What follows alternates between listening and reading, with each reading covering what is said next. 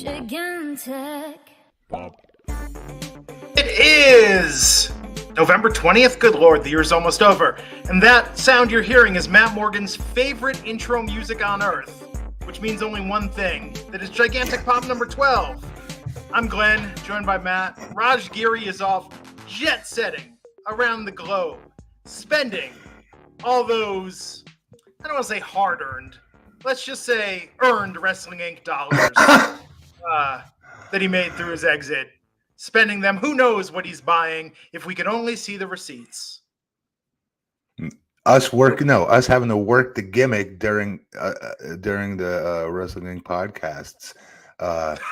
What was it when people would be able to pay to get their comments in? What was that called? Super chats. Super chats. You remember that? Okay, wait a second. Sorry, you go. Glenn and I, so off the hard work of Glenn Rubenstein and myself, blood, sweat, and tears over the years with super chats, Raj is out enjoying living life as we speak. Yeah. I got something else to say, but I'm just going to bite my tongue. It's too easy. Raj makes it too easy, but hey, he's clearly winning it. We want to knock him down a few pegs to make ourselves feel better, comparing our success to his. Man, so apparently my mic is low. Where am I coming through on the mic there? Oh, because I'm coming through on the wrong mic. That's why. Let's change. There we go. Now. Oh, wow. I know. It's night and day difference. Technology. Here's what we're going to do tonight on the show. We were thinking, last week we talked about Nintendo. The week before we talked about Bloodsport. We're talking a little more about wrestling as time's gone on, and we're going to get into Raw a little bit, specifically the big bombshell dropped at the end of Monday Night Raw tonight, which was very weird. But tonight, I've really been looking forward, Matt, to doing this on our own, because I loved when we would do the Wrestling Inc. after show on the stereo platform. I'd love when Raj was out and you and I would just start talking and asking each other questions, and the audience would ask questions. And that's where we've gotten some of the greatest stories and I think greatest moments of us broadcasting together, when we're just sort of seeing where the conversation takes us, because we both had very different yet similar lives. And fun facts are revealed. But let's talk first about the end of Raw. I can't remember the time when they said, hey, somebody's coming back. And it was like it was tonight with Cody Rhodes dropping this bomb about Randy Orton, where it's like, oh, you must think that we're prey, but we've got the apex predator. No, those aren't just voices you're hearing. And Randy didn't come out. It was so strange. Wait, what do you mean? What do you mean? Well, the idea that normally on a go-home show like this, he would drop some hints, and then you hear I hear voices, and you hear the music hit. Randy would come out, or maybe Randy's backstage on a monitor, or there's a phone call. But instead, Cody's just like, Randy Orton, Sunday, tune in. Or Saturday. Yeah, I agree. That was a little anticlimactic, right? Yeah. But we'll get into, depending on how you want to do this segment. That didn't outweigh Drew McIntyre. I thought his in-ring promo tonight was fire, and it needed to be fire, because I can't even imagine how bored he must have been being a babyface for as long as they put this poor guy as a babyface. When you're big and jacked like he is, good looking, and all these great qualities, it's so much easier to get heat than it is to get people to fall in love with you when you're that size, that height especially. So him sitting there getting a great babyface run of a lifetime, and then Cody Rhodes comes in, then Jey Uso gets hot. Then you know what I mean? All these different things take place where he's kind of pushed back a little bit.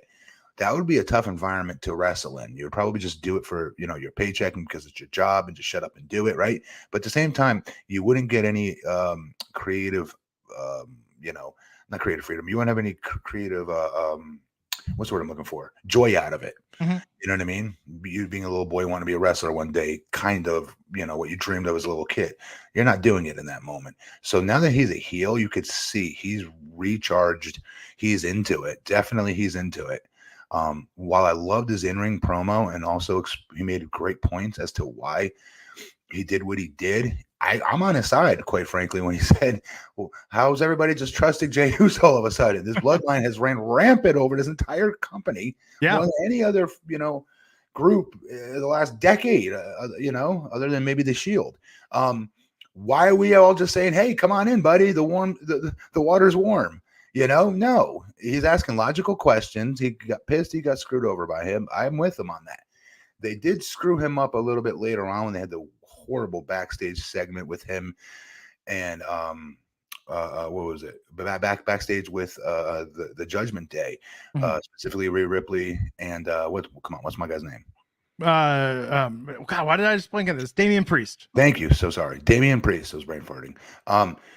And both of them looked really stupid in that pre-tape. So whoever wrote that, like, these guys are over enough. At least I have to imagine both, like Drew is, to be able to say, hey, look, that I'll write what y'all want, but like this is you're gonna make it sound like dorks out here. And the writing kind of did for that one backstage pre-tape, like, hey, you chill? I don't know. What, you chill? You're not even kind of chill. Well, you know what? I'm so chill. I'm going to let you wrestle and get your way, Drew McIntyre. You're going to get to wrestle after all. Do you know what I mean? Like that. Yeah. Stupid. What's going on? Why did they have Judgment Day on SmackDown a month ago and Rhea talking to Paul Heyman? And I mean, I was wrong, y'all. I was saying, I was like, Bloodline versus Judgment Day is the ultimate War Games match they could do. It seemed like something was there. I mean, thinking about it, if main event Jey Uso ends up being a Bloodline sleeper agent and he's this whole face turn is a trick, that's the only long-term storytelling play they have with that build they had for a while there. I would love, if they did that, I would really love it. I know he's on a great face run right now. Yeah. Everyone's yelling yeet and he's selling t-shirts and it's great. And I like how he's doing it on his own. I like that for him personally. But as the angle goes, I really want him back in Bloodline. They're just not as strong without him. No. This Roman thing is crazy. And I've talked about this. I mean, Issa's all in on Roman Reigns, ride or die. I remember that. Still is, Matt. Hasn't changed. Perhaps even she's more in now than she's ever been. But it's not having him around, and people could be like, oh, it makes it so much more special when he's there. And it's like, that's kind of weird. That's kind of like being like, oh, I had an absentee father growing up, but that one time a year he'd come by for my birthday. Boy, was that special. Good analogy. Great. Yeah, analogy. Like he's the champ, man. And so now we live in this world where it's, championships aren't changing hands. It's like, Gunther's not losing that anytime soon. Seems like Seth's not losing it. Roman's not losing it. Logan's not losing it. Okay, but hang on, hear me out. Yeah. So then are we hypocrites? Because I also remember right when I was wrestling, back in my day, along with once I finished and I started, doing the shows with you and Raj and covering wrestling, that we would used to, bitch and moan, like they flip-flop these titles so much that the titles don't mean nothing. Yeah. So don't we think that this is a good reset in a way that you can't do it for all of them though? It's like even Rhea and her championship. I mean, I think the tag championships are the hot potato ones. I think EO probably, but EO's going to have that great feud with Bayley, right? That's what has to happen when Damage Control it's going to be good. Breaks up.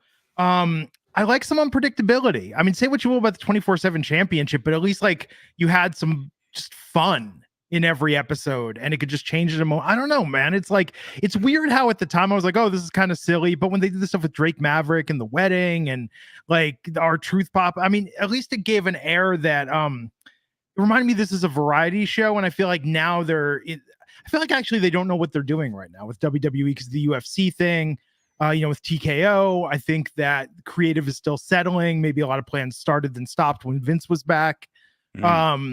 This feels like a weird Survivor Series that we're about to have. It feels kind of like the least relevant Survivor Series in recent memory. You don't think Judgment Day versus those 5 baby faces is a hell of a... It actually feels like a classic Survivor Series match, but not but compared to what we had in recent years. You know what I mean? We had Raw and SmackDown really mean something for a few years. We had the awesome NXT year, which is probably my high watermark. I love that too. Yeah, I agree with that. I don't know. I mean, last year, War Games last year, holy shit, with Sami Zayn and the Bloodline. Like that was peak Bloodline. That was probably the best. So I'm just saying, compared to last year, this year feels like, we got this ragtag group of baby faces to face Judgment Day plus Drew McIntyre. Okay, so you're right. Comparing it to what that was last year. That was last just year. 1 year ago. That Sami Zayn one hugged Jey year Uso ago. in the ring, Yeah. or vice versa. Finally, really? Yeah, when Roman accepted Sammy, feeling Usi, you get the shirt. Not honorary Uso anymore. I mean, dude, like last year, Wow, this is what's pissing me off about the Bloodline thing. Is the Bloodline was white hot. People were saying going into Mania after Sammy and Roman at Extreme Rules, people were like, "Oh, this is the Godfather epic of WWE storytelling." I thought so. I was right there yelling the same crap. I was with it. And what do they have left? I mean, Roman versus Jimmy, Roman versus Solo, Roman versus Paul Heyman, Roman beats Randy Orton. If I'm Roman, now if he's got something else going on we don't know about, and I hope his health is good, I hope his family is good, I hope everything's good. But if everything is good in his life, if I were him, I'd be calling an audible and saying like, "Hey, this is cooling off," Yeah. So hear me out. So for the same reason that a lot of the guys that work there, that I do still keep in contact with, that I never talk to the guys and ask them lame ass wrestling questions. Like, "Hey, dude, are you gonna win at the next pay-per-view?" Like I don't do that. But so very rarely do I actually talk business with them, just about their family, what's going on, that kind of stuff. Long story short, for the first time in a long time, I remember asking a few of them about like Roman's ascension and his acting getting so damn good. Yeah. With those, when Bloodline was really white hot, like you said. And they were saying like he's doing like the majority of this. He's making them all get there early. And they pour so much of themselves, including the Usos, into those segments, those backstage hilarious, funny segments, serious segments, whatever segment, when he just give them the look, when they'd screw up, the Usos, anything he did was so subtle and so on point. And they're like, that's all him. Like, they're not writing that for him. That's him coming up with the majority of this along with Paul. And they're letting him run with it. And so my point to this is that if he can have that kind of trust, that's like Hulk Hogan-ish type of trust, right? Then we got to assume and hope that he knows what's best for him. So maybe there is something going on in the real world for him that maybe you're right, maybe we're unaware of. We don't know. But I don't think he's gonna just, let something just die, or there isn't something down the road that we're yet to see revealed. Like, again, your idea with Jey Uso turning that, you would think I would think of that, but I didn't think of that. That would be good. Be something, right? Because Friday night, having LA Knight versus Jimmy, Solo Sikoa, I think has really gotten over. That's one thing I don't like. He's beating them. I thought it was sad Friday night. It was funny some of what Paul Heyman had to say about John Cena, but it's sad that Paul Heyman, and I love Paul Heyman, but it's like Paul Heyman is out there. It's like in the sitcoms. Remember when I'm trying to think of an example. Like on Different Strokes, Arnold would be like, "Hey, everybody, I got Clarence Clemens for the big fundraiser. Y'all love him from Bruce Springsteen, the E Street Band. He's going to be here." And they'd be like, "Arnold, where's Clarence Clemens?" And Arnold would be like, "Man, I hope he shows up." And they'd be like, "Okay, Dudley, you go out there and stall." That's what it reminds me of that Paul Heyman's doing. Like, he's just going out there and filling time while they're praying Roman Reigns shows up. Yeah. It's starting to seem like he's filibustering, and it makes it not special. And meanwhile, LA Knight is white hot. So now this is, Cody Rhodes, Sami Zayn, LA Knight, the crowd gets massively behind these baby faces who aren't going to beat Roman. And I don't know, man. Mania is going to be here in a blink of an eye, but and we think that because we're all getting older, time keeps going faster and faster. But when you're sitting through the show, it's kind of like, why am I watching this? Why week in and week out is this happening? I absolutely 1000% agree with that part. Really quick, just want to say what's up to J.R. Smith, that the NBA player, obviously. Ricky Z, what up, Ricky? What else we got on here? Bigfoot Sneakerhead. Yes, that's long that's time. my guy. Daniel Son. Daniel Son. I appreciate the pun. What's up, guys? Sorry. Had to say yeah, and a lot of you have been reaching out. I know a lot of you are watching this on demand because you can't be here live, and I get it. But it's been good just kind of getting like the community back together. I think so good, dude. So good. So did you watch Full Gear on Saturday? I did. So I heard so much ish about it that I went back after and watched it. I watched it. I was still able to get it Monday, very early morning. I'm sorry. The next day. Yeah, Sunday. Very, very, very, very, very early though. Anyways, it's pretty crazy. Pretty crazy to say the least. I just, man, it's hurting the idea of paying so much for these pay-per-views and going back to that model. Like, how do you keep people satisfied when we're used to getting this for free as part of Peacock, and the bar is so low because on these B-level, C-level pay-per-views, it's always like, well, it was short, it went by, it was a fun, quick wrestling show for WWE. But with AEW, they gotta make it worth the dollars every time. They do. I mean, the guys go bananas in their matches. They give you everything they have in those matches. They treat every pay-per-view match they have like it's a WrestleMania main event match, which, okay, I appreciate that. I just think though when they do that, they make all the matches, even with the different styles, very similar, same type of smell, if you will. Especially with like the risks they're taking and some of the crazy spots they're doing. Death matches. Yeah, man. Justin Toner. Yeah, go ahead. Hangman versus Swerve. MJF versus White was good, but way overbooked with Cole trying to sub for MJF. Yes, I agree with that. The second part of that. And it sucks because anything MJF touches, I'm usually the biggest fanboy in the planet for. Like, I love everything that dude's doing. Still want to see him back as a heel, if I'm being honest. But I'm still digging him what he's doing right now is very impressive. I just thought he's right. It was way overbooked. Hangman versus Swerve. I love Swerve. I think he can do more, and I think they see that. And I think they put him in that storyline for that reason. People are like, oh, he's going into his home. That's so lame. Okay, well, really? Orton and Triple H, anybody? Yeah. Stone Cold Pillman, anybody? There's a gun involved on top of it. I mean, good Lord. So, I mean, you can't really crap on it because he went into his house. I heard people like on my Twitter saying that. I was like, come on, guys, let it go, let it play out, and let's see what happens, because Swerve has earned that. In my opinion, he's earned that right for us to sit back and let's see where he goes with this stuff. We know what Hangman's going to give us, right? Hangman's incredibly good, incredibly talented. Yeah. His promos are getting better. But Swerve, on the other hand, I told you, I'm sure you think the same thing. He's to me screams main eventer. Can't believe WWE.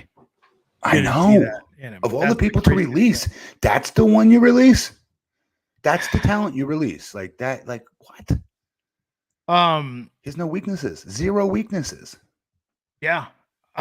So I think the craziest thing to me is that Ronda Rousey wrestled a Ring of Honor match for AEW. Okay, what's your opinion on that? Overall? I mean, that's like Brock Lesnar doing a match in PWG. Like, that's just crazy. Right? Huge step down. And I'm not saying that to dump on AEW or even Ring of Honor. I'm just saying that, like, for her, like, I get she loves wrestling and always wanted to wrestle and all this other stuff, but at the same time, that really hurts her value. I thought it does. Nobody was like, oh my God, Ronda Rousey's in AEW. Nobody was blowing up and going crazy over that. Well, by the same time, though, there is okay. So if you look at it through a different lens, she doesn't need the money. Ronda Rousey doesn't have to work ever again. She loves doing it. She really likes it. I mean, you would hear those stories in the 90s, like, oh man, Pearl Jam played this dive bar in Santa Cruz the other night, like things like that. Like, just because for the love of getting out there and getting with the people and not having all that pretense. So then go to PW, actually go wrestle those types of matches. Those indie shot shows where only like 200 people, 250 people are in the audience, but you dig the promoter, you dig the other guys and gals on the show, you dig what they're doing, and you want to be part of that maybe. But like, it's a huge step. I don't know. It didn't play right to me. If she signs with AEW, that is such a massive slap in the face to WWE. Why? Why? Well, WWE brought her in, tried to make her the female Brock Lesnar. And actually, it's funny, now that we're talking about it, the reason why I don't think she fit is because, I mean, look at the last match she did with Shayna Baszler. Like, she wants to hang out with her friends. She wants to wrestle. She just wants to be one of the roster. Yeah. Like, but the fact WWE wouldn't accommodate that because, like, no, you're an attraction. You need to be this, that, and this and that. The fact that they couldn't figure out a way to utilize her and keep her happy. For the money they were paying her, too. Yeah. With respect to her, you also it's a job you're doing too. Yeah, they weren't paying her J Brown money for her to be J Brown with her J Brown friends. Yeah, I don't know. So as Justin saying, Tony said the scrummy implied it was a one-time deal because she wanted to work with her best friend Marina Shafir. Okay. But, That does change my opinion a little bit. Then I didn't know that. I thought she was with AEW. Here we go. Yeah, but she could. But I think. Look, here's my prediction. I think it's more likely Ronda signs with AEW than going back to WWE at this point. What happened? How did she leave WWE? Doing a fun match with Shayna, helping Shayna go over. They did the tag team together. They had. I saw all that, but yeah, the contract. What was her contract? contract? Her contract just expired. Yeah. They didn't try to re-sign her. I'm sure they did. It would be dumb not to. Okay. I don't know. It's interesting. I think it's a more slept on story. People go like, oh, it's just a one-off. It's like, okay, wait a second. Here's the funniest thing about wrestling. People still are like, is CM Punk going to show up at Survivor Series? What's going on? Is he the devil? But all that happens. But Ronda Rousey leaves WWE, works in Indie Date, does a Ring of Honor match in AEW, and it was like, oh, it's a one-time thing. And they're just like completely no conspiracy theory, no what if fantasy booking. They just take it all at face value. But again, CM Punk has a cryptic tweet, and someone's like, is he going to be on commentary? Is he going to take the belt off Roman? Like, people have the dumbest fantasy booking with CM Punk. It's just funny. It's just funny to me by comparison. So my CM Punk hope, I don't think is going to happen. Yeah. It'd be interesting. But then again, I mean, look, returns, surprises, like usually happens around the Rumble too. Yeah.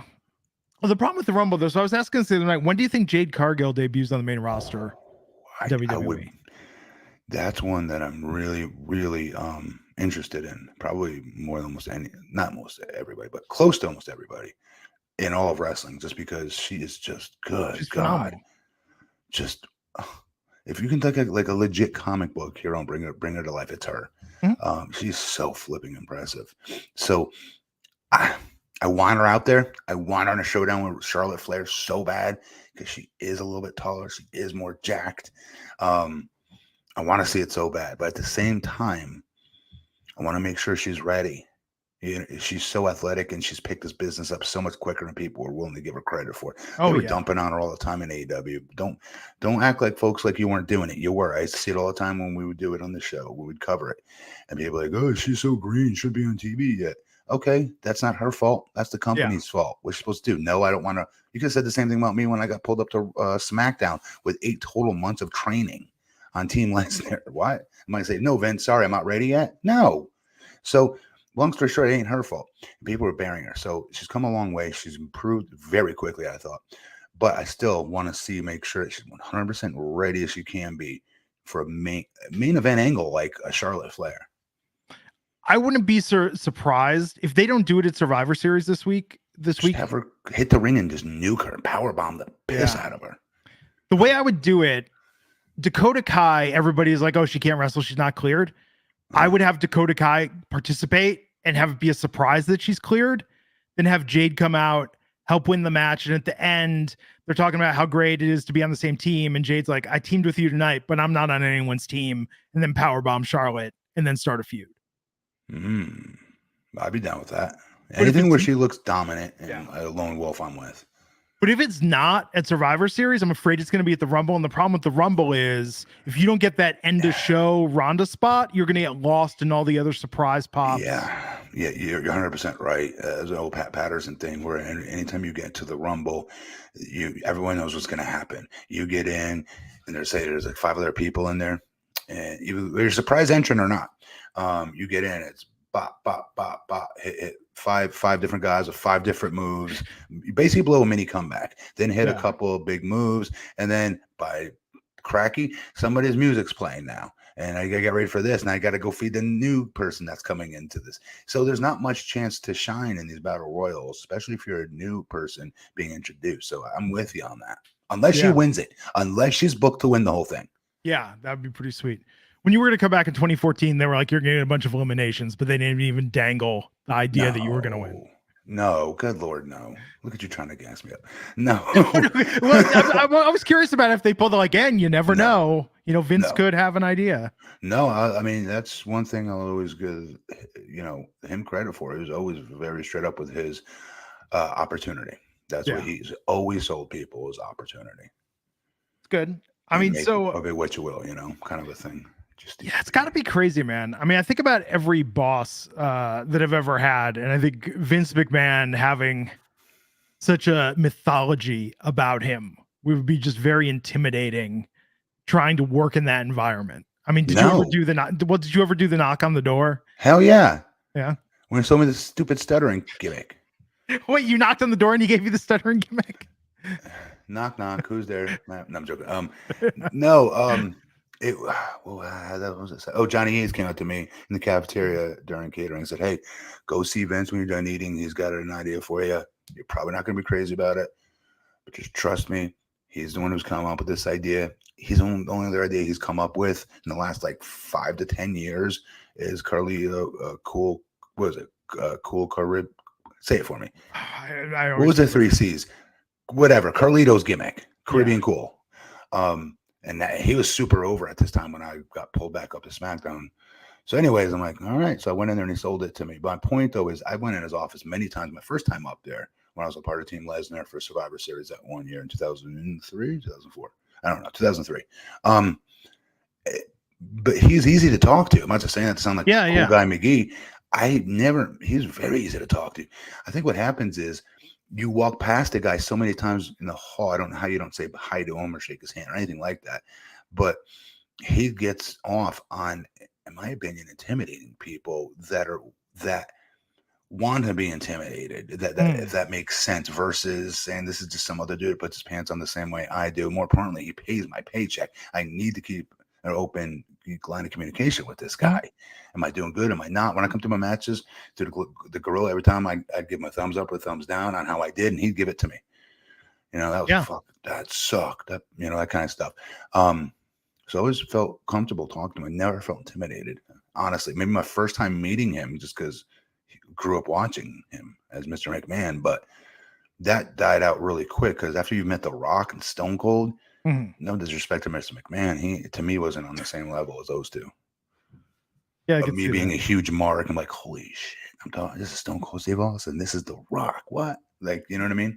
When you met Vince in the gym, which also is you have one of the more interesting ways of getting in. Yeah, that's a great example of me at that time being but I couldn't act it. Yeah. How did that work? Was something where it's like, I'm going to make eye contact, do the head nod, or just go right up with the handshake, So, what's up? Hey, see what you're benching, Vince? I freaking close gripped that for reps. No, I'm joking.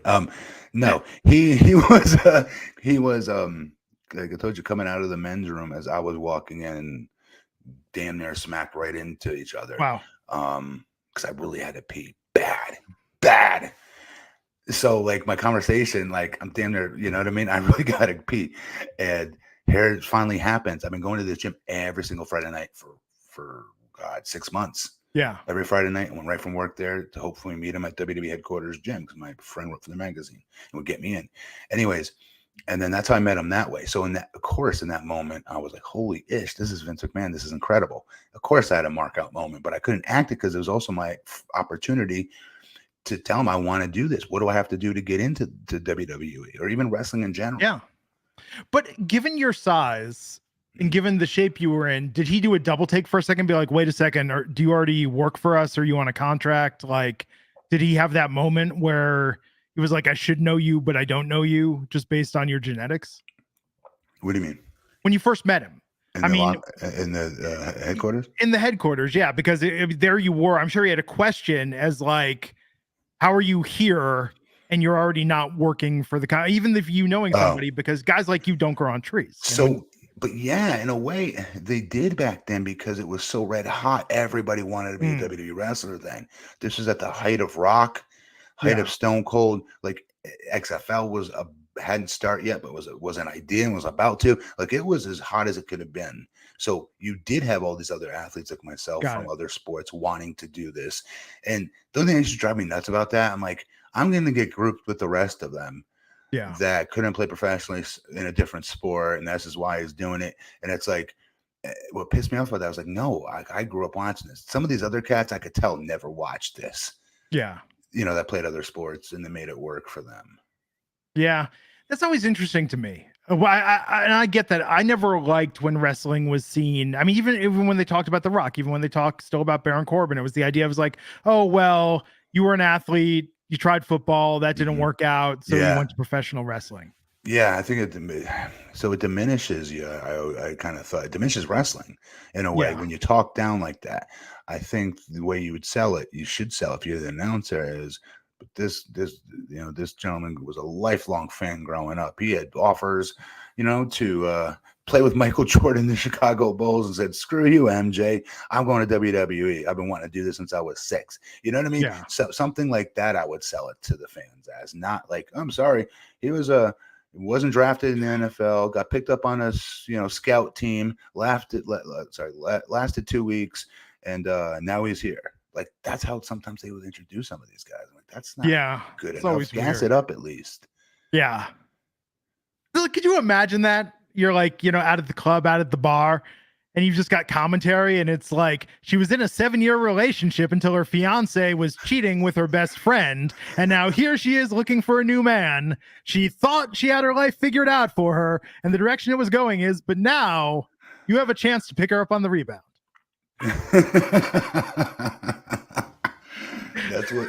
Really, that is what it feels like. Hey, in the chat, Nate has just an idea for an upcoming show. Oh yeah.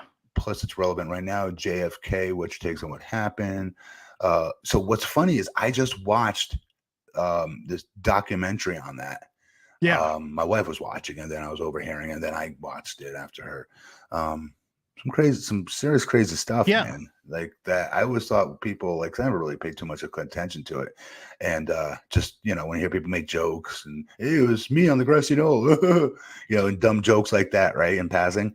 But what they actually have documented proof, proof of how it happened to, is crazy. And it was such a big deal because my mom would tell me exactly where she was. My dad would tell me exactly where he was when, like, the whole world loved him. He will always be, in my opinion, number one president of all time as far as beloved goes. Yeah. No, I agree. It's interesting though, because the government this is my frustration. The government was supposed to tell us. The Oliver Stone movie came out 30 years ago. Yeah. And they were like, we're going to tell you in the 2020s. And they moved it up, and they're like, it's finally happened. And they gets close, and the government's like, maybe the people aren't ready yet. Yeah. But this documentary I saw was crazy. Like how they could show the proof of how things were messed with, tampered with. But the trajectory of the gunshots themselves. Yeah. And you could see it when it's still hard to watch. It's so hard to watch that. It's crazy. And again, it's still, sorry, I mean, this ties into wrestling. Mm-hmm. A year and a half ago, WWE said, hey, we're in Texas. Or wait, was that earlier this year? We're in Texas. No, it was a year and a half ago for WrestleMania. Hey, Joe Gacy, why don't you go cut a promo on the grassy knoll during NXT TakeOver? And it's just like, what the F? And he referenced it. He referenced like being in a history-making location. And it's just that's probably, I don't want to say, it's not offensive per se. It's more just the WTF, WWE, like, who thought this was a really clever idea to do this? So again, like, by far, it's not even close, not even debatable who the most popular president and favorite president of everybody in American history. In our generation, generations before ours, then before that, to today, even, I would argue.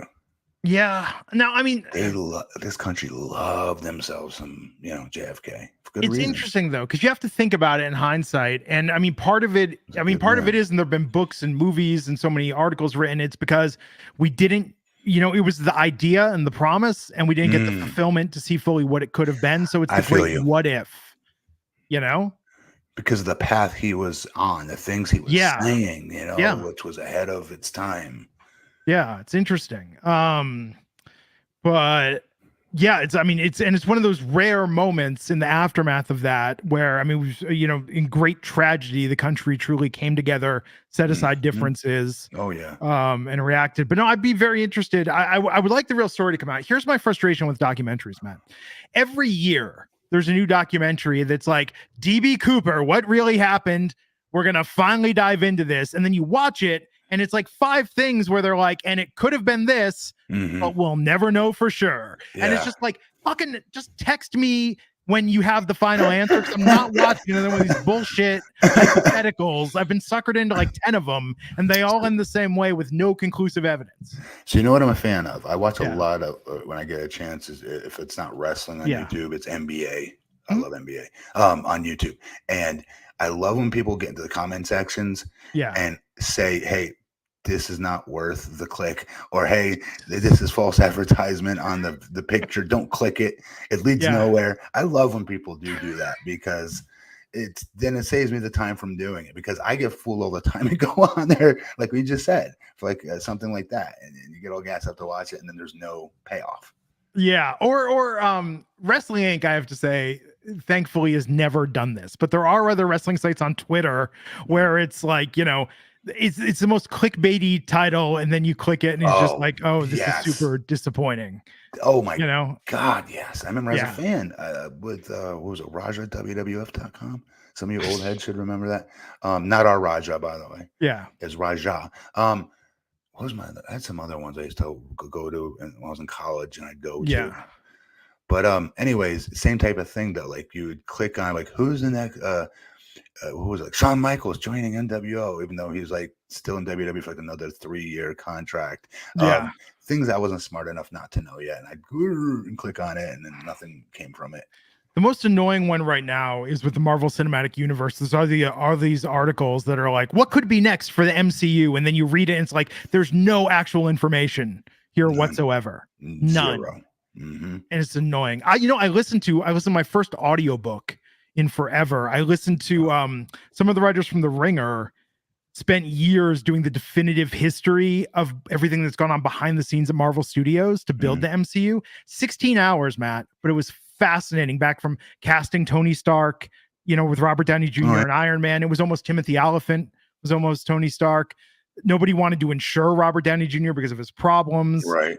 And it talks about every single movie, the movies that happened, the movies that didn't happen. Like it was incredible. And it was just interesting just to learn about Kevin Feige and everything that went on behind the scenes. But yeah, I listened to podcasts mostly when I travel, but I was doing a long car ride. I'm like, I'm going to listen to this Marvel book.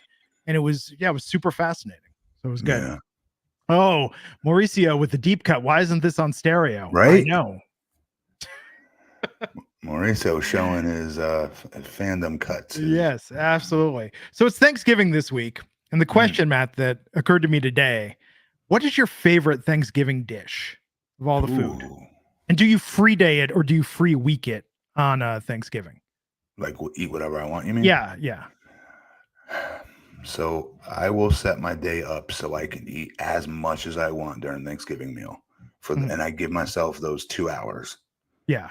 To eat anything I want. But the next day I'm allowed to have turkey sandwiches. Okay. So my favorite dish, though, to answer your question, is it sounds boring, but it is the turkey itself. Really? Okay. Yeah, with good gravy. No, I mean gravy is the underrated part. Yeah. In my opinion. Potatoes. Yeah.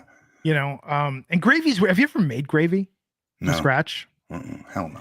Do I look like I bake anything from scratch? No, I'm pretty sure you don't. So I free week it. We've been trying to do better with our meals lately. I've been going up and down. Promise, dude, I moved to Vegas. Everything delivers. And like the worst food you can imagine that's vegan, but the worst food I can get delivered right to my door. But this week I was like, I'll make some gravy. I'll do some biscuits of gravy. And I had this realization where I was like, I'm eating bread, and gravy is essentially bread on bread, because gravy is like flour, butter. It's all the same ingredients, just in liquid form, and you pour it over your stuff. But gravy's good, man. I think gravy is where it's at. Yeah, man. But I like some nice cranberries. But so you don't subscribe to the Vince McMahon theory that your body can only absorb so many calories in one sitting. That was always his justification for eating an entire box of Oreos, because it's like after 3,000 calories, your body's just like, I'm I'm just going to pass all this through. I can't absorb it. It's going to pass it on as fat. Yeah. Because Now I know. The way protein protein synthesis or even complex carbohydrate synthesis works is your body can only takes X amount of grams. So, for example, I did damage to my kidneys over the years. Yeah. I thought, maybe because when I was addicted to my painkillers, maybe that did. I used to chew them up, and I used to take obviously many too many. And they're like, no. And we changed my diet to now because I was doing. For 20 straight years, you guys, I was taking in 45 to 50 grams of protein. And I did that for every 3 to 4 hour window for my meals. I never missed, guys. Like, I was really dead. I'm very disciplined when it comes to these diets. And so somebody tells me, you take 50 grams of protein every 3 hours, you can make yourself lean, you can make yourself big, you can do all that stuff, but you put on more muscle. So I always did that. It's for 20 years. And so what we did is we cut my protein now in half. I'm out 47, where I'm only taking 25 grams of protein in, and 6 times a day. Yeah. My numbers went way back up on my kidney number score. Yeah. Without getting into it. So I went from not having a very great kidney to now having a very acceptable kidney score. And that was it. And adding greens to my diet, legit greens, not like liquid, but like lettuce and salads. So my point though is that your body can only take, so I was wasting so much protein. Your body cannot take in 50 grams of protein. It's impossible, no matter how big you are. Yeah. But I didn't know that. I just saw it in a bodybuilding magazine, and I'm going to follow it. I know that's the problem with we talked about this before, but it's like around the year 2000, I was doing Body for Life, and I lost like 100 pounds, and I was putting on a lot of muscle, but I was doing 6 small meals a day. And I would just read, someone would be like, oh, you should be doing this with creatine. Oh, you should be doing this with Hydroxycut. It's like, what's this Hydroxycut stuff, and why do I love it so much? And my supplement stack, I got even in trouble with this a year ago. I was taking so many vitamins. My doctor was like, this is really hard on your kidneys. Yes. Like, eat some foods with this stuff. It will absorb better than just taking 20 pills a day to supplement it. And what happens to your kidneys, people don't know this, but like your kidney's job is to help break down that protein, and it has to work overtime. If you're Captain Dumbass like me, taking 50 grams of it every 3 hours, your kidneys are like, dude, what are you doing to me? This is way too much. Stop. Yeah, it's a lot, man. It's a lot. But no, I think Thanksgiving will be good. I mean, my mom was going to come out. She's not able to make it, so it's just going to be the 2 of us here and the cats. And I think what we're going to try this year is we're not going to do a big meal on Thursday. Instead, we're going to do a lot of, we still got a lot of vegan tofurkey in the roasts and all that stuff. But we got some smaller ones, which are nice. So we're just going to do that. And then we're going to do like 2 side dishes each meal and just keep changing it up and try some different stuff. Because what I hate about Thanksgiving is, as someone who cooks, it's the assembly line, and I've got to worry about a dozen different things at once. And that's true. It's a lot. It's not fun. No, I mean, I help my mom. I don't cook, obviously, but I help her with stirring the gravy, like little basic things. But even that, you're right. It's like 12 different things that you're trying to juggle. Then when it's time to serve it, same thing. I'm trying to carve this turkey while at the same time, making sure that, like I said, the gravy stirred, or getting the vegetables ready, and then bringing it all out was a pain in the butt. But for me, it's worth it. Again, just to be with my family, because again, my family's not here in Florida. My family's either from Connecticut or from my wife's side in Hawaii. So now my mom stays with us here for 6 months of the year, and then my brother up in Boston the other 6 months of the year. But now my cousin Sarah just moved down here to my city along with too. Nice. So now her and my nephews are here, so that's cool. So this will be the first time that we've had like a big part of my family here, and that's not me, Larissa, and Jackson eating Boston Market. We tried that for a few years, just getting like the takeout thing, and it's just, oh man, it's never as good. Let me tell you why I felt bad. I felt bad because I remember telling Larissa, I hate to say it, tell me what you're eating right now does not taste better than eating a huge family Thanksgiving meal. I'm not saying about the ambiance. I'm saying just the taste in your mouth right now. Tell me what's better. Come on. Yeah, I love Boston Market. No, but there's always a difference between reheated food and heated food. And those pre-ones, it's always like eating leftovers for the meal. We traveled a couple of years on Thanksgiving. Actually, that was the hack we realized pre-pandemic, was that flying on Thanksgiving is amazing because there's like you're on an empty plane. Yes, I've done this. I agree with you. So what we were doing is we would get like a small to-go meal. We would just basically like eat that in our kitchen just to say we had Thanksgiving. Then we get on a plane that night, get into, New York or Florida the next morning, and then just have a vacation. And that was nice. Like, highly recommend traveling on Thanksgiving, not before, because that's a madhouse, but on. Yeah, it's just it's dead. Like, it's so easy, which is cool. We were watching the. Oh, sorry, what were we gonna say? No, I was gonna transition back to. Yeah, please, if I could. Anything else on Raw tonight that you thought was redeemable for watching? I flipped on a bit. I thought Raquel versus Nia was actually a pretty good hard-hitting match, and I like Zia Lee versus Becky. Becky's in a weird place in her career right now. Did you see her on Celebrity Jeopardy last week? What? No. Oh, okay, I'll spoil this for you. She set a record. She's the first contestant in the history of Jeopardy to get 0 questions right out of the first 60 questions on Jeopardy. All the Jeopardy fan sites were lighting up. So Becky has a great sense of humor. She retweeted it and said, I just keep on making history. She did better towards the end, but yeah, it was rough, dude. Like, she was against Macaulay Culkin and Rachel Dratch, and like they both smoked her. Yeah, it was bad. Felt so bad. Hey, good for her for owning it. But we were about to say that about her. What do you mean? Like, what kind of, you feel bad for like what they're doing with her? Well, no, I don't feel bad. I think she's having fun. I think that what she did in NXT was great. Being NXT Women's Champion, I think that was, with Tiffany Stratton, that was a great series of matches. I think Lyra Valkyria has a tough hill to climb now as NXT Women's Champion. Yeah, I feel like the problem with the NXT Women's Championship is, aside from Becky, it just felt like they were trying it on with a lot of different women, saying like, okay, Mandy Rose is gone. Now, Roxanne, let's see how you are as champ. She was really good as champ. But it hasn't stuck. Before. Even Tiffany Stratton hasn't stuck. See, she's another one that I thought would be a good one. I think the problem is, though, it's like then to have Becky be champion and come in with all that polish and all that star power, and you got to follow that. Not easy. Yeah, you're right. It's not easy. But at the same time, if you're in NXT, right, I know it's not developmental, but it kind of, sort of, in a little bit of a way, can be, because their ultimate goal is to get these guys and gals onto SmackDown and Raw. I have to imagine that. Yeah, I would hope. Not all of them, but a good chunk of them, they're hoping will be main eventing WrestleMania one day. At least some of them, right? They have to hope for that. WWE does when they sign them and have them on NXT. So with that's in spirit. Summer Stratton, I thought she improved dramatically. Yeah. Good in the ring. Good, especially on the from mic. what I first saw of her in her promos when she was coming and about to start, you know what I mean, and be introduced to what she ended up really. I didn't know about her athletic background at all. Yeah. So I was really taken back by her athleticism. She's another one that I think can be very good for them. I think she's gonna be on the main roster sooner rather than later. I think if Vince had more pull, she would be, because that seems right up Vince's alley in terms of what he likes. That's so. Yes, that's so up his alley. But blonde hair, blue eyes. Yeah, like she's like.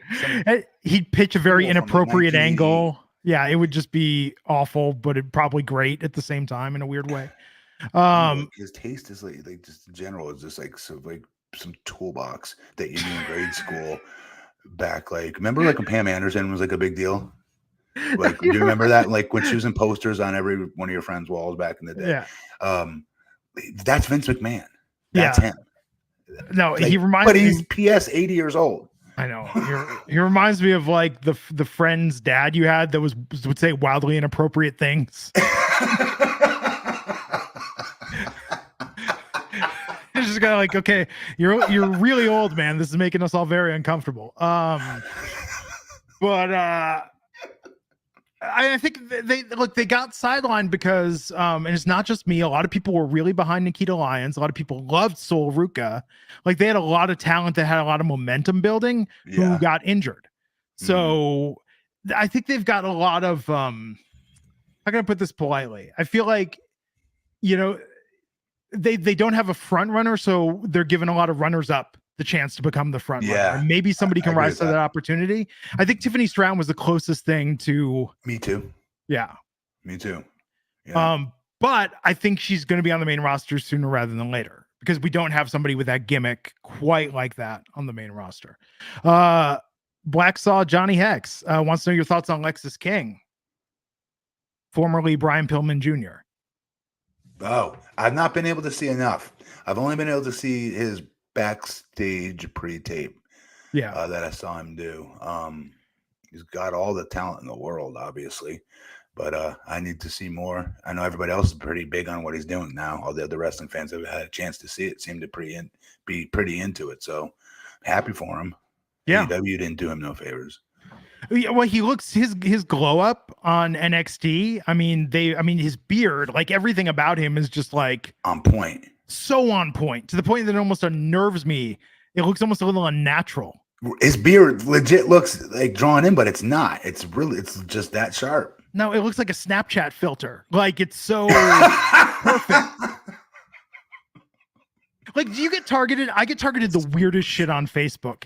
And I always get these things with guys filling in their beards and like brushing in between and putting duct tape on or masking tape to like line up the fade on it and stuff. Really? Yeah. Facebook thinks that I want to watch that and I want to watch cooking videos and that I want to watch people build things. Mine is all these Christmas sweater videos that you can put your family picture on. And I'm a sucker. And of course, I'm going to get this. And I messed it up. It took too long to do, so I didn't do it. Yeah, Facebook, I'm like, do they know me or do they not know me at all? Or am I becoming what they think I am? I don't know what it is. You know, it's very, very strange. But yeah, so with Lexis King, I think he's going to be NXT North American champion, if not NXT champion sooner rather than later. They're putting him in this angle with Trick and Mello, and maybe he was the one that was responsible for Trick getting taken out. So, but dude, Braun Breaker needs to get the hell out of NXT. He's a 5th-year senior, and it's uncomfortable now. He's been there way too long. He has. I thought they would have pulled him by now. Yeah, it's odd because it's just kind of like he's cooled off so much, in my opinion. He has. Just remember, though, he still is dramatically going to keep improving. He's so young still at this, still new to this. Yeah.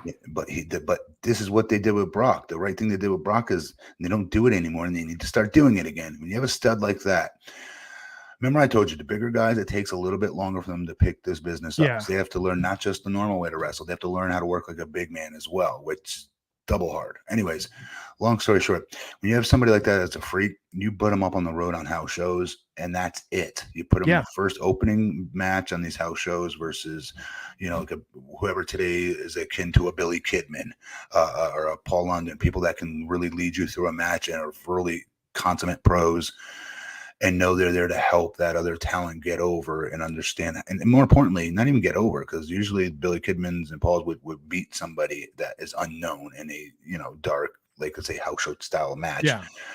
But my point is that bigger guy will learn that night quicker than they will being in NXT or in my case, OVW. You'll learn a lot more because you're wrestling with way better talents that have many more years of experience. You can learn the WWE way that they want you to wrestle as well, and wrestling in front of larger audiences. So he needs to be doing house shows with WWE and just do it for like 6 months. That's what they did with Brock, and it was smart as hell they did that. Yeah. Before he came in as the next big thing. Still a fun show, though. I think NXT is still the most fun I have watching wrestling each week, just because nothing goes on for too long. They somehow cram 20 I think segments. That's your reasoning. I think that's ultimately your reasoning because it's the show. Well, no, SmackDown's only, Yeah, SmackDown's 2 hours, but SmackDown will have 10 segments where NXT will have 20. It's the same 2 hour block. And they try stuff. It's weird. I mean, dude, think about all the years we spent covering wrestling religiously. For a while there, 4 shows a week we were doing together. We're doing Raw, SmackDown, and NXT and AEW at the same time. So what makes that the most fun to watch? Different shit, changing it up. Don't let anything go on too long. I wanted to tell you this. Have you seen what Tony Storm has been doing on AEW? Yeah. I think that thing is awesome. I think that gimmick is awesome. At first I was like, this will never work, but her acting, that's another one. Her acting skills are insane. Fun. for her to be as young as she is and understand how to do the silent film mannerisms and pantomiming, that dude, like, she's very talented. I agree. They have this new thing on AEW called AEW, not storylines, but it's on their YouTube channel that shows like the history of an angle or a character, which is super smart. I watch it so to catch me up to speed on something I'm missing, right? So I was watching hers, and you got to watch it. It's really worth it because it shows all of these silent film things she's doing with her facial expressions and she's freaking gold, I think. And she looks different, right? Glenn, sorry. And she looks different. Yeah. She's still a pretty girl, and she's not what Vince or WWE would try to jam down our throat in the 90s on what a pretty girl looked like. She's that, plus she's an athlete, plus she's funny as hell. I think she's the whole package. This gimmick is exactly what we always say we want to see. Try something different. Shoot for something that's completely out there. Yeah. What do you have to lose? We always say. And the talents are too scared to do it, right? She's not, and I think she's killing it. It's super entertaining. I love everything I've seen of it. My main thing is it's funny too, because remember on SmackDown, her gimmick was like her mom listened to a lot of 80s music, so she loves the 1980s. Oh my God. Like that's so lazy, right? So lazy. And there were no vignettes. There were like, she dressed sort of like she was into like metal bands, but there was commentary. She didn't have any build up in WWE. It was so dumb. None, and that's their loss. She's proven that every week she's on AEW, I think. But no, I think that, it's funny though, but still you listen to what TK is saying. Tony Khan's still like, oh, you want a sports-based wrestling promotion. That's still the core of what AEW is trying to do. That's not what I want. I've said all along. It's funny that Al Snow said this on the Wrestlers. It's like, I want the Muppet Show. That's all I want every week. I just want it to be like, I want the GM backstage to be like, the Miz won't come out of his dressing room. What are we going to do? I mean, dude, I've been thinking about this lately. I'm surprised if nobody's doing this. I don't know that I'm going to do it, but if I just start a new wrestling podcast now, you know what I would do is I would start a podcast that would just go back to 2016, the brand split, and just rewatch SmackDown from 2016 from the Talking Smack era and everything that happened there back with the 6-pack women's championship, Heath and Rhino, Daniel Bryan and the Miz. Because I think back to that, and maybe it's because it was when we first started podcasting together, but that's consistently, that is the most fun I have had watching wrestling. That's fascinating to me. Wow. It was a good show. And it was that Daniel Bryan was Kermit the Frog. Every week he was talking to Shane McMahon, and Daniel Bryan was like, how am I going to deal with all these crazy wrestlers? And I know Daniel Bryan was miserable then, but he was very good as a GM. He was a good GM. He pulled that off. Yeah. He pulled off everything they've thrown I know. Back then. But not as a kid, that's not your best memories of wrestling when you were little? The problem as a kid, it was fun to like talk about and watch. But you know what it was, though, is we watched the matches. And I remember as a kid being like, sure, a lot of like rest spots. Matches sure are going on a while. Like I would love the entrances, and I would love. What is wrong with you? So as a little boy, I was not asking any of these questions. I have like, ADD, dude. Like as a kid, it's just like if you were saying something like that, I'd be so angry with you because I know it's not real. But at the same time, like I don't want you yelling it out loud. No, it wasn't real. I would just be kind of like. So I loved like Ricky the Dragon Steamboat. I love guys that would do flashy moves that would have. Just great entrances. Now as a kid, okay, but let me tell you the flip side of this. Now as a kid, if I was a child growing up now, I'd be all about the cruiserweights. Like Ricochet would probably be my favorite wrestler. I would, absolutely, I would be. Yes. Yeah. Like if we'd had that when we were kids, like if there was lucha style wrestling and high flyers in the WWF, that would have been game changer. Like that's what every kid wants. I mean, I think I still want to see that. Like I enjoy watching those matches. Cartoon superhero. Yeah, that's fun. But that's what I'm saying is like, in my mind, like what made Hogan's matches and a lot of these guys' matches, one, the stories I think were better than they took more time to, by the time they got to the ring, you saw the promos, the vignettes, the stories, the interviews. But they sold the hell out of the fewer moves they did, not the lesser moves, but the fewer repertoire that they had and stuff. You know what I mean? Yeah, I do. But as a kid, like, I mean, does anyone pop be like, oh my God, he hit him with his elbow? Like maybe if it was a really cool flying elbow, if he was off the top rope, but. So no, but it was, but there, if you remember though, so like my earliest memories is like, again, Piper Hogan. Yeah. So like, he was such a jerk. I hated him. And that's what I loved. I love the promos. So I love Piper getting in Cyndi Lauper's face. Just everything. So I was so excited to watch. Like the storylines they had for them were really deep, I thought. But that's why Hogan could just smack Piper across the face and you'd be like, oh my God, finally it's happening. I'm not saying it's bad. I'm just saying that it's like now here's a good way to crystallize my opinion on this.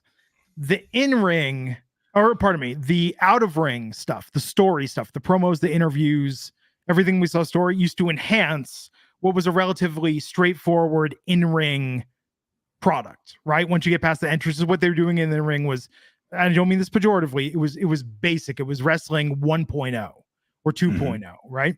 Now everyone's doing wrestling 5.0 in the ring, and everything in ring is so fucking insane, whether it's the death matches, the high flyers, like the moves. Now the problem is the storyline. It takes a lot. Yeah, it takes a lot more now to have the storyline equal the in-ring action, and that's a problem. That's why Toni Storm is awesome. That's why I love Tony D'Angelo, because they're going back to doing some crazy shit. You know, it's like throw it against the wall and see what sticks. That's my philosophy with it, because the in-ring is the best it's ever been. I don't know if it's the best it's ever going to be, but it's the best it's ever been. Without question. Yeah. So that's why somebody like an Eddie Kingston, that's why somebody like a Moxley, like you MJF, you get these guys that are magic on the mic and make you believe it and feel it. Yeah. Like that keeps up with the emotion, the interest of what's going on in ring. What I hate, and I've been saying this since you and I started, if it's the year 2023 and your gimmick as a wrestler is, well, I'm a really good wrestler, you don't have a gimmick. Like you don't have a character. I like that. That's pretty good. Yeah, but I feel like a lot of guys are skating by in that. Well, I'm a really good wrestler. I'm the best there is at what I do, and it's like, that's kind of mid, man. That is. That's. But to be fair, that's never been enough. Yeah. I mean, like Bret Hart, like even when he was champion, and he, they would say he's the best technical wrestler and all this other stuff. With respect, as soon as Hulk Hogan would come back in the picture, I'd be like, oh my God, Hulk's back. Just because I was still at that stage as a kid of thinking muscle meant like good. Yeah. It's stupid, I know, but it's funny now because when you see older guys come back, it's like, oh good Lord, this again. But I'm in music, I'm a mark for this though. So I'm listening to Howard Stern the other day, and Sammy Hagar's on, and I'm kind of like, okay, Sammy Hagar, give him his flowers for what he's done. But Sammy Hagar's touring, great, sure, that's gonna be wonderful. But then I'm like, oh no, Sammy Hagar is touring with Michael Anthony, the bass player from Van Halen, the Secret Weapon, and then John Bonham from Led Zeppelin's son on drums, and then Joe Satriani on guitar.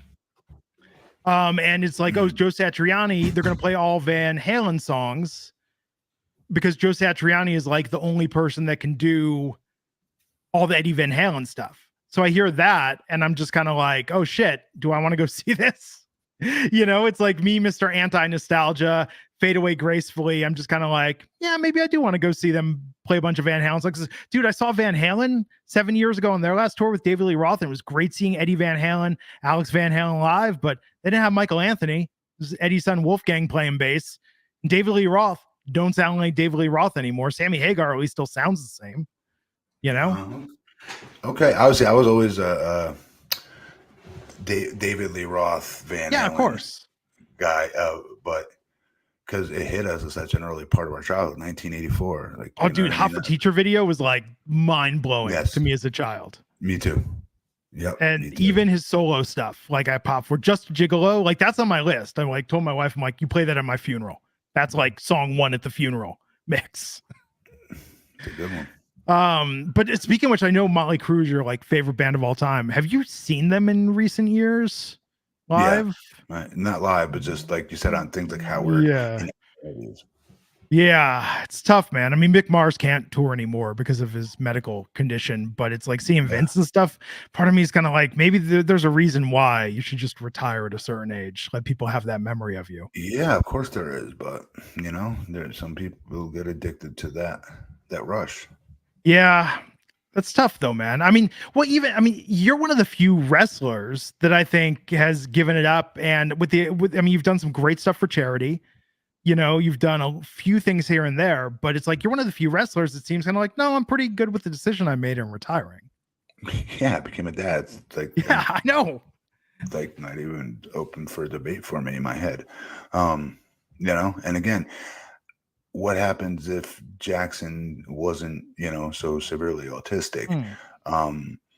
Would I eventually then want to get back into the ring when he hit a certain age? I don't know what that answer would have been. I just know what ended up happening. Yeah. And knowing like, oh my God, thank God I made that decision. Yeah. 2 years ago. This is when he was, after he got diagnosed at age 3 years old of being nonverbal autistic, obviously. But like, oh my God, no wonder why I had that feeling come over me in the delivery room, holding him for the first time and saying, I'm not going back to wrestling. Yeah. Because that was coming down the pike where it's a lot of work for me and Larissa both. Every day before school, we're taking them to an occupational therapy, speech therapy, feeding therapy, equine therapy, sensory integration therapy appointments, like literally 5 or 6 days a week. He's doing these therapies before we take him to his all autistic charter school for school for the day. But so my point is like, so no, like, do I want to play, good guy versus bad guy in my underwear, or do I want to do that? Yeah. Not even debatable, right? And that eventually pushed me into wanting to do more in the community, and go from there. So, it's easy. No, I think it's great though, man. I think it's interesting because we see people have a very hard time letting go of the spotlight, just in society. And I thought when it was my time to retire, I would too. It's my thing I wanted to do since I was legitimately 6 years old, Glenn. Yeah. I wanted to wrestle. So I thought for sure I'd bawl, cry, all that other stuff when it was my time to retire, or whatever happened, or be forced into retirement because people think I'm not good enough, whatever the reasoning is. I thought, well, that day would be tough. But I'm telling you, with him and being born in the living room and all that other stuff, that just completely replaced it. And I wasn't expecting it to, by the way. Yeah. I mean, and your second act, as it were, is phenomenal with what you're doing in Longwood and with public service. I mean, I think it's very commendable, and it's a job that doesn't get enough appreciation. A lot of the time in local government. I mean, you've seen it, man. I saw it. We didn't talk about this too much. I mean, part of the reason why I was so fine leaving the place that I lived before is I was helping a friend run for city council. I got to learn about the local government, and I was just like, nah, I'm good moving away from here. I didn't meet very many Matt Morgans. I met a lot of people who were in the pocket of developers or different special interests, or it was just constant like butting of heads of philosophies, sometimes national political philosophies. And I'm like, hey, I don't care who you voted for president. I want to know how I'm going to get across town. How are you going to fix the pothole now? Yeah. Like, the street lights out, like the garbage guy keeps coming like 45 minutes late like basic things that people just want to get done. They don't want to hear all the ish that comes with it nationally. And it's crazy. It's dude. I mean, I could, the things I had to endure, people wanting to talk about. And I'm like, what does this have to do with local politics? God. Dude, don't even get me started. I know. Oh my God, I can go on. Yeah, I know what you're thinking and saying. Yes. Yeah, and it goes both ways, by the way. This isn't one side or the other. No, you're 100% right. But what the hell does that have to do with what I'm supposed to do for our city? That has nothing to do with it. So we moved to Vegas, and I was like, you know what? I don't want to learn about local politics. It's just going to bum me out. It will. Oh, it will. It's like, this is not worth it, man. Although here, the big thing, I'm not sure if you saw, F1 was in town. F1 racing, Formula One, and holy shit, it was on the strip, Matt. They like shut down the strip and built a track so Formula One cars could race all around the Las Vegas Strip, and traffic was miserable for like a month. All the locals are just avoiding it. But I have to admit, it did look cool on TV. It was interesting. Sounds cool.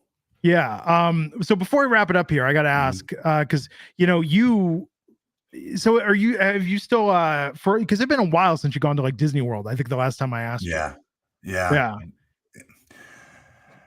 So everything's hit or miss with Jackson. It's 50-50 of how he'll react, how he'll receive everything.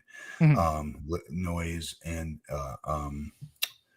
through his eyes, even, right? Yeah. How he sees things, colors and things like that. Anyways, so you don't know what's going to be too loud for him, what won't be. It's trial by error. What works one day won't work the next sometimes. Long story short, I wish he was into it. So, because I was a huge Disney kid as a kid. We drive down there from Connecticut to Florida every 4 years in my family van with me and my family, and I loved it. Sometimes we do go there, but it's been quite a while. I'm just always curious. Like, that's something I've missed. We used to go a lot. We used to go like once a year, and then we just stopped. Honestly, dude, because the technology made it not fun anymore. Because now it's when you show up, I have to log into the app and I have to get all my fast passes for the day, or and I have to reserve this ride, or else I'm not going to be able to ride it. And it was like, dude, I just want to have a vacation, man. Right? I show up and do what's good. No, it's funny. We were watching on Disney Plus. The Rock has produced Behind the Attraction on Disney Plus. Oh, I didn't know that. They have different episodes about the Haunted Mansion, Pirates of the Caribbean. We watched one about Big Thunder tonight. What? It's a good series, and it's funny because. But here's what's crazy about it is they show you all the Tokyo Disneyland and Shanghai Disneyland. They show you the versions there. And so you're watching like, this is cool. And then it's like, screw Orlando or Anaheim. I want to go to Tokyo or Shanghai. Yeah. Like, this looks so much more interesting. Yeah. Why do you think they do that versus the one here that everybody can go to? Well, so partially Disney World. In Tokyo, they have private investor involvement in the parks. So they are able to put more money into it. Quite frankly, and in Shanghai, they have government involvement in the parks, so they're able to put more resources into it. Yeah, dude, so like it's way better than Disney World and Disneyland, as you're saying? Yeah, whereas at Disney World and Disneyland, it's always that thing where it's like, well, we wanted to do this, but based on the budget and the attendance, we had to bring it down to this lesser version. Or look at what's the famous one, the Yeti on Expedition Everest. That Yeti that's in there used to swipe down at the cars and then it broke. And they were like, we're not going to fix it. Just put a strobe light on it. So the Yeti looks like the Yeti's got his arm up and it's just a strobe light, but it used to swipe, but they didn't have the money to fix it. Gotcha. You hear those stories all the time. So yeah, I just want to recommend that. Yeah, it's good. It's good. It's fun. Almost as good as going. But anyhow, I think that should wrap it for tonight. Raj will be back next week. We'll make him regale us with the tales of high society and living the high life. Drinking his apple teenies, his apple martinis. Do you think he's walking around? Let me ask you a question. Do you think Raj Giri's walking around with a little monocle? Monocle in his eye? Just lighting cigars with $100 bill. Yes. and then tipping the help a silver dollars and don't spend it all in one place. Yes. Do you remember Ted DiBiase with Virgil when he first came out? Yeah. And it was the shoes, Virgil, the shoes. Like how he would talk just so demeaning. Like, you think that's all right? And for everybody watching, we're being very exaggerative on purpose because I'm hoping Raj watches this. Yeah, absolutely. Gotta bust his chops.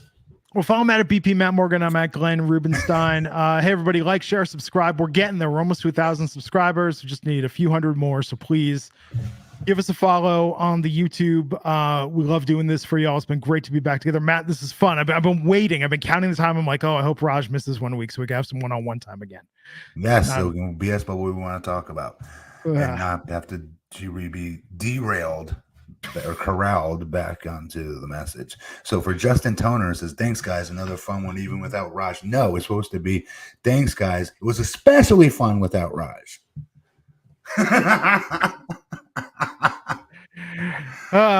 Cool, everybody. Well, hey, have a great Thanksgiving. We'll see you back here next time on Gigantic Pop. Take care. Love you.